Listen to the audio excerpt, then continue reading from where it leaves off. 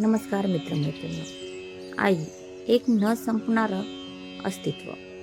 नमस्कार मित्रांनो. आयुष्यात आपण अनेक नाती अनुभवतो. मैत्री असते, प्रेम असतं, रक्ताची नाती असतात.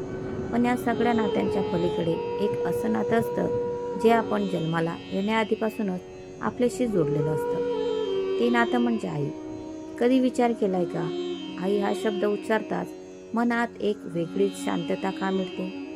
जेव्हा संपूर्ण जग आपल्या विरोधात उभं असतं तेव्हा कुणीही न सांगता आपल्या पाठीशी खंबीरपणे उभी राहणारी व्यक्ती म्हणजे आई. आजचा हा खास व्हिडिओ त्या माऊलीसाठी जिने आपल्याला हे जग दाखवलं. आईचे कष्ट आणि त्याग. आईचं आयुष्य म्हणजे एक अखंड तपस्या असते. सकाळी घरात सगळ्यात आधी उठणारी व्यक्ती आई असते आणि रात्री सगळ्यात शेवटी झोपणारी सुद्धा तीच असते. आपल्याला हवं नको ते पाहण्यात तिचं अर्ध आयुष्य जातं. स्वतःसाठी नवीन साडी घ्यायची वेळ आली की ती म्हणते, माझ्याकडे आहेत ग भरपूर साड्या, तू तुझे कपडे घे आधी. स्वतःचं पोट भरलेलं नसलं तरी मुलांचं ताट भरलेलं पाहून तिला समाधान मिळतं. हा त्याग, हे कष्ट ती कधीच कुणाला बोलून दाखवत नाही. तिच्या चेहऱ्यावरचं हसू या सगळ्या कष्टांना झाकून टाकतं. संकटातील आधार. जेव्हा आपण आजारी असतो तेव्हा रात्र रात्र जागून आपल्या कपाळावर पाण्याच्या पट्ट्या ठेवणारी आईच असते. ऑफिसमध्ये टेन्शन असो किंवा परीक्षेत कमी पडलेले मार्क, आपण काहीही न सांगता आपल्या चेहऱ्यावरून आपला मूड ओळखणारी ती एकमेव असते. जगासाठी तुम्ही कितीही मोठे झालात, यशस्वी झालात किंवा चुकलात तरी आईसाठी तुम्ही तिचे तेच लहान बाळ असता. तिच्या कुशीत शिरल्यावर जेवढं सुरक्षित वाटतं तेवढं सुरक्षा कवच जगातील कोणतीही भिंत देऊ शकत नाही. एक हळवी आठवण.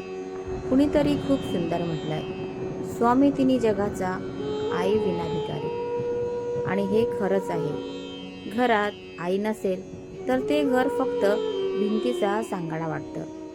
घर घर वाटतं ते तिच्या अस्तित्वामुळे. तिच्या हातच्या जेवणाची चव जगातील मोठ्या हॉटेल्समध्ये सुद्धा मिळत नाही, कारण त्या जेवणात मसाल्यांसोबत तिचं प्रेम मिसळलेलं असतं. आजच्या पिढीसाठी हा संदेश. मित्रांनो, आज आपण कामाच्या व्यापात, मोबाईलच्या विश्वात इतके हरवून गेलो आहोत की आपल्या शेजारी बसलेल्या आईशी दोन शब्द बोलायलाही आपल्याकडे वेळ नसतो. आपण विसरतोय की तिची ओढ फक्त तुमच्या दोन गोड शब्दांची आहे. तिला तुमचे पैसे नकोत, तिला हवाय तुमचा थोडासा वेळ. आई जिवंत असेपर्यंत तिची किंमत करा. तिची स्वप्न पूर्ण करण्याचा प्रयत्न करा. कारण ज्या दिवशी हे छत्र हरवतं त्या दिवशी कळतं की आपण आयुष्यात काय गमावलंय. आज हा व्हिडिओ संपल्यावर आपल्या आईजवळ जा. तिचा हात हातात घ्या आणि तिला फक्त एवढंच म्हणा, आई थँक्यू, तू माझ्या आयुष्यात आहेस म्हणून मी आहे. तुमच्या आईसोबतचा एखादा खास प्रसंग असेल तर तो कॉमेंटमध्ये नक्की शेअर करा. हा व्हिडिओ आवडला असेल तर लाईक करा आणि आपल्या आईसाठी हा व्हिडिओ नक्की शेअर करा. पाहत राहा व्हॉइस ऑफ एमएन. धन्यवाद. Thanks for watching.